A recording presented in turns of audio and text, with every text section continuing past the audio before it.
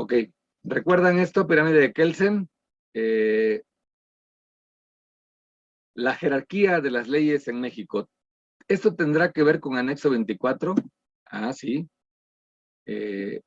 Por ejemplo, en el artículo 131 facultan al Ejecutivo Federal a establecer mecanismos en materias de comercio exterior y por eso el Ejecutivo está facultado para emitir los programas IMEX, entre otras muchas cosas. Luego, en la ley aduanera, tenemos que atender a lo que dice del artículo 108 al 112, como les dije hace ratito. Ahí viene muchísima información del fundamento de las importaciones temporales bajo IMEX. En el reglamento hay un apartado especial del artículo desde el 166 y 176. Todo esto lo tenemos que leer. Si estamos en una IMEX, no podemos dejar de leer y casi sabérnoslo de memoria, si no de memoria, cuando menos que nos quede muy claro las obligaciones y los requisitos que ponen estos artículos. Por último, las reglas, que hay diversas reglas, no las enumeré porque son muchísimas reglas, pero también están en apartados especiales de importación temporal, y al hacer la lectura de un artículo te va llevando al reglamento y el reglamento te lleva una regla. Pues hay que conocer todas las reglas relacionadas con el manejo del IMEX, y también en estas mismas reglas, en su anexo 24, pues está el sistema de control de inventarios. Bueno, ahora vamos a ver muy brevemente la ley aduanera, a ver qué tan conscientes estamos de lo que es IMEX en cuanto a regímenes aduaneros. Como todos sabemos, hay 6 regímenes aduaneros, que son los definitivos, los temporales, los depósitos fiscal, los recintos fiscalizados estratégicos, uno muy poco usado que se llama elaboración, transformación o reparación en recinto fiscal, que ese es prácticamente en la aduana. Y por último, el tránsito de mercancías. El orden no está como viene la ley. Para efectos de este curso lo reacomodé, pero son esos 6. Aquí viene la pregunta. ¿Cuál de todos estos regímenes está relacionado con el IMEX? A ver, se abre el debate. Pueden escribir. ¿Cuál de todos estos? Son 6. 1, 2, 3, 4 o los 6.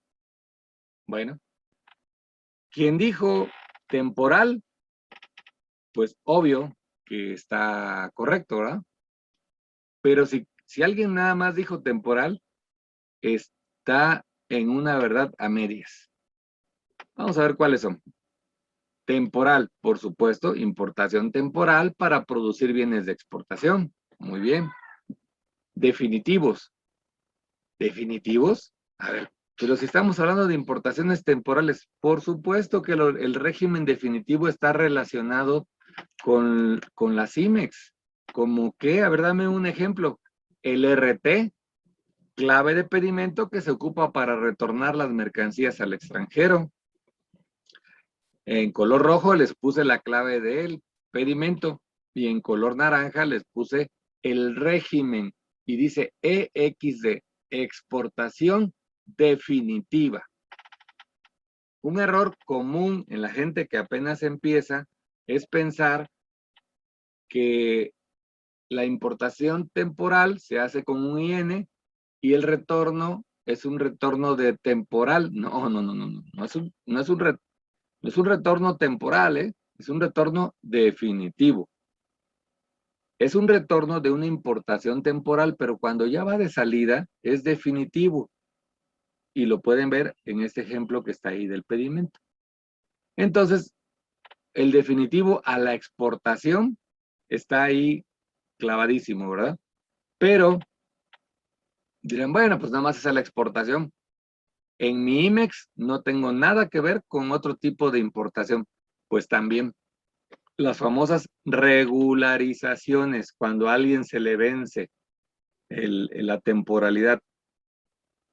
Una de las opciones es regularizar mediante un pedimento A3.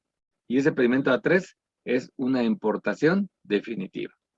Entonces queda clarísimo que ya van dos regímenes que están ligados al IMEX. Pero ya serán todos. A ver.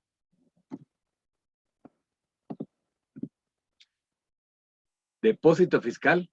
Ah, caray, ¿cómo que depósito fiscal? Si ese es otro, ese que tiene que ver con las IMEX.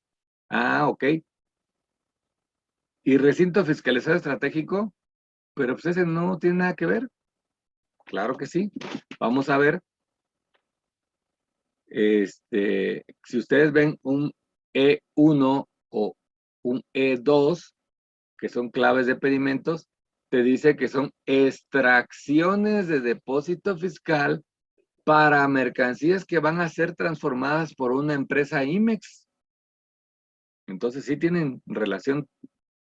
Y si checan el pedimento BO o clave de pedimento BO, van a ver que también son extracciones de depósito de recinto fiscalizado estratégico que van a un proceso de IMEX. ¿Ok? Por lo tanto, nada más se salvan dos regímenes. El de tránsito, que la mercancía nada más va de paso, es obvio que no tiene que ver un IMEX, y el que les comentaba que se hace en las aduanas, elaboración, transformación y reparación en recinto fiscalizado. ¿Ok? Tenían tan claro esto de que el IMEX afectaba a al menos 4 de los 6 regímenes. Si la respuesta es sí, felicidades. Si la respuesta es no, pues bienvenidos a este curso. Bueno, vámonos al siguiente, la siguiente lámina, que nos dice precisamente que los insumos, partes y componentes pueden estar por 18 meses, salvo en el caso de virtuales, cuyo plazo es de 6 meses. Aquí hay algo muy importante que se llama temporalidad. La temporalidad es algo que tienen que estar vigilando en su anexo 24. En el anexo 24 que ustedes manejen, deben de tener alertas de esas temporalidades para que sepan cuándo se les va a vencer. Por eso es que hay memes de que está una gente y se despierta en la madrugada y dice, creo que se vencía ayer la temporalidad, ¿no? ¿Por qué? Por falta de un sistema que tenga las alertas necesarias y que te avise, no el día que se vence, que te avise cuando menos unos 15 días antes, cuando menos. ¿Por qué? Porque luego estamos con los dedos en la puerta y ustedes como importadores atrás de la gente banal y con el rosario en la mano para que nos dé firma el pedimento y alcancemos a modular, porque se nos vence una temporalidad. ¿Y qué podemos hacer? Podemos hacer un cambio de régimen, podemos hacer una exportación virtual, o inclusive podemos regularizarla. Bueno, regularizar es cuando ya se nos venció. Ese ya es, el A3 es como la último recurso. Bien, los consumibles también son 18 meses, con excepción de las empresas OEA, que tienen 36 meses, y las empresas también OEA con un área especial que se llama aeroespacial y otra que se llama CECIT, que es para industria automotriz. Esas tienen 48 meses. Esas dos últimas, 48 meses. Los OEA normales, 36. Y los que no son OEA, 18 meses. Nada más para las mercancías que son insumos. Mientras que el equipo y maquinaria durante todo el tiempo que dure el programa. Aquí no tendrían por qué preocuparse por la temporalidad mientras su programa esté activo.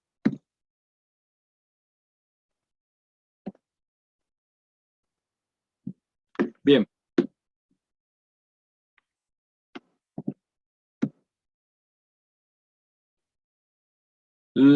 Un requisito también para operar el IMEX es que el 10% de las ventas totales se vaya de exportación o cuando menos $50,000, alguna de estas dos situaciones, ¿no?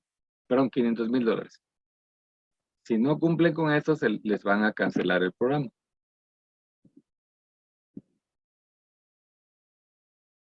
Ok. Las mercancías importadas temporalmente pueden ser destinadas a sufrir un proceso de transformación, elaboración o reparación, que es lo más normal, y el producto resultante destinarlo a la exportación. Pero también pueden transferirse a empresas IMEX, es decir, y aquí es donde nacen las famosas virtuales. Yo importo una mercancía, pero por algún motivo esta mercancía no la voy a ocupar yo y la quiero exportar. La quiero exportar porque mi temporalidad pues me está limitando y ya se me está por vencer y digo voy a venderla. Pero resulta que en el parque industrial de al lado hay una empresa que compra en el extranjero lo mismo que yo quiero exportar. Entonces hablo con ella, esa empresa también debe ser IMEX, y le digo, oye, en lugar de yo mandarla de, no sé, del Estado de México a la frontera norte para que salga del país, yo sé que tú compras lo mismo, ¿por qué no te lo vendo yo? Es que yo lo importo temporal, yo te lo puedo vender porque yo también soy IMEX y te lo vendo para que tú lo importes temporal. Entonces, pues sí, me parece bien. Entonces, hacemos una operación virtual. Es decir, la mercancía físicamente no sale a la frontera. Virtualmente sí lo hace. Hago un pedimento de exportación virtual y un B1 y la otra empresa hace un pedimento de importación virtual. Automáticamente a él le empieza a correr una temporalidad y yo me deshago de esa mercancía. Esa es básicamente las transferencias y que da origen a los virtuales. Y también puedes hacer un cambio de régimen. Voy a cambiar de régimen. Lo tengo temporal, se me va a vencer, pues mejor lo hago definitivo. Si tengo que pagar, pues pago, pero me resulta mucho peor que se me venza, porque ya vimos todas las causales de que se me venza una mercancía, ¿no? Bueno, pasamos al siguiente. ¿Qué pasa con el IVA? Muchas personas que empiezan en esto dicen, voy a hacer un IMEX para no pagar el IVA. Permítanme decirles que desde el 1 de enero de 2016, las importaciones temporales sí causan IVA. Oye, pero yo sé que la empresa de enfrente no paga IVA. Ah, porque esa empresa sacó una certificación en materia de IVA y IEPS. Entonces, como está certificada, sí le dan como un crédito del IVA. ¿Mm? Las que no, pues tienen que pagar el IVA y ya después en la exportación, pues ya tienen que ver si se acredita, si solicitan la devolución, etcétera. Pero de entrada, una empresa IMEX que no está certificada en materia de IVA y IEPS, tiene que pagar el IVA. Uh-huh. Obviamente queda fuera de esto las que están exentas de la ley del IVA por la propia ley, ¿no? Como por ejemplo alimentos, medicinas, etcétera. Todo lo que la ley del IVA menciona como exento. Animales vivos, etcétera. Ok. Causales de cancelación del programa IMEX. Primero, incumplir con alguno de los requisitos para su inscripción en la modalidad aplicable. Impedir el acceso al personal de la autoridad aduanera para realizar inspecciones. Una vez concluido el procedimiento de suspensión del padrón de importadores y no hubiera sido factible desvirtuarlo o subsanar la irregularidad. No acreditarse con infraestructura necesaria para realizar la operación de manufactura o maquila. Quiere decir, yo voy o el SAT va a la planta y encuentra una máquina que estampa, vamos a suponer que estampa lámina, pero en el proceso dice que se hace una soldadura, que se hace un pintado, y ahí no hay nada para soldar ni para pintar. Entonces, la planta instalada no concuerda con la infraestructura necesaria para llevar el proceso que está indicado. y esa es una causal de cancelación. Cuando se incumplan las obligaciones previstas en la regla 5.2.16 y continúa, cuando no se acredite que las mercancías importadas temporalmente fueron retornadas al extranjero, ya lo vemos en las causales de suspensión, dentro del plazo autorizado, cuando se detecte mercancía que no se encuentra en los domicilios autorizados. Es decir, te van a hacer una auditoría, checan tu anexo 24, y dicen, oye, a ver, aquí dice que tienes esta mercancía, ¿dónde está? Ah, es que no la tengo aquí porque ya no cabía. La tengo aquí nada más enfrente, enfrentito, el mismo parque industrial. Vamos, la acompaño. No, esa mercancía tiene que estar ahí. Pero es que entiéndeme que no cabe. Tienes la opción de ampliar tus domicilios. Pero si nada más los pasas enfrente sin dar aviso y sin ampliar, causal de suspensión de tu programa IMEX. ¿Ok? ¿Qué más? Cuando no se acredite la legal estancia de mercancías de comercio exterior por más de 100,000 pesos, pues es facilísimo llegar a esa cantidad, ¿no? Y no se cubre el crédito fiscal determinado por el SAT. O sea que sí te pueden encontrar eso, pero tienes que pagarle al SAT rápidamente para evitar que te cancele. Ahora, si eres recurrente, te lo aseguro que te lo van a cancelar. Cuando se les inicia un procedimiento de cancelación para operar en los regímenes aduaneros sujetos a certificación. Y por último, presentar documentación falsa. ¿Okay? Vamos a ver un poquito lo que son mermas y desperdicios.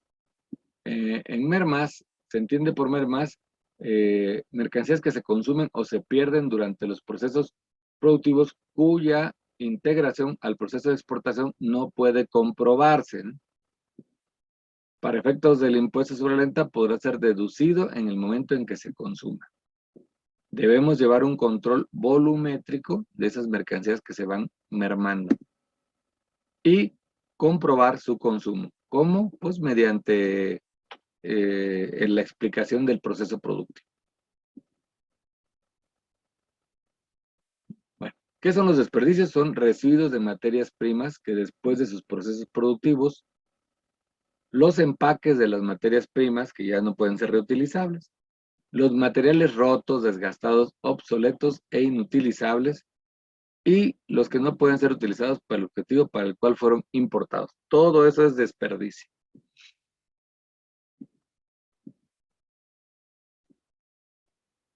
Aquí vamos a explicar brevemente cómo es una operación normal de materia prima.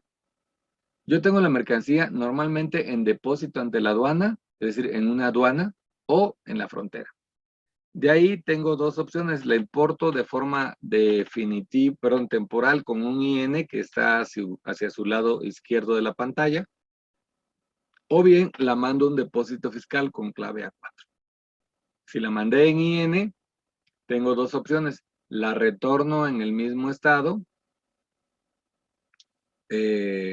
con RT y tengo que indicar el motivo por el cual se está retornando en el mismo estado. O también la puedo nacionalizar, cambio de régimen, pago los impuestos, demuestro las regulaciones y restricciones. O bien, lo más normal, me voy a hacer un proceso productivo. En ese proceso productivo lo elaboro, las mermas seguirán su propio régimen y las mercancías resultantes las retorno con un RT. O también las puedo transferir a otra empresa IMEX mediante un pedimento V1. Mientras que si entro por el lado de depósito fiscal, tengo dos opciones. Las puedo retornar al extranjero en su mismo estado con un pedimento K2 o las puedo extraer con un pedimento E1 para someterlas a un proceso productivo que después nuevamente las exportaré con RT o las transferiré con un B1. ¿Qué pasa con el activo fijo? Es parecidísimo, tengo las dos opciones también.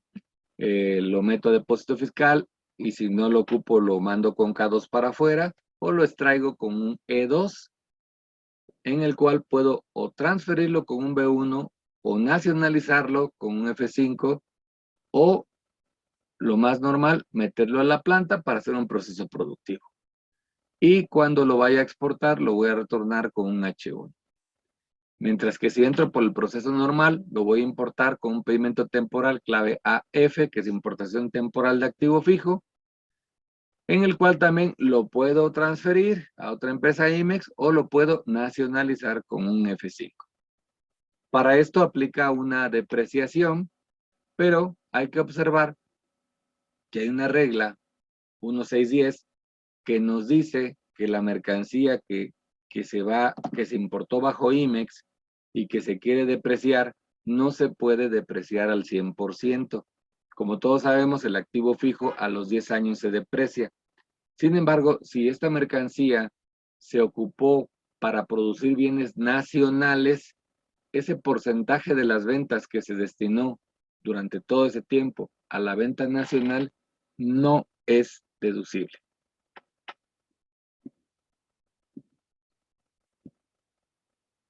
¿Qué pasa con los desperdicios? Con los desperdicios tengo estas opciones.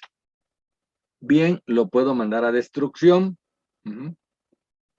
Sí. Lo puedo donar únicamente a personas que están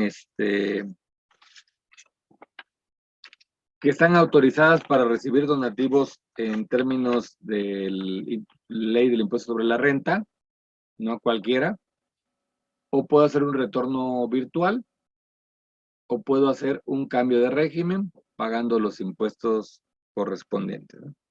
Todo esto está fundamentado en reglas. Por ejemplo, en la destrucción está regulado en la regla 435. La donación está en la 3311. El retorno en el 108 propiamente, que habla del retorno. En el cambio de régimen se fundamenta en la 169.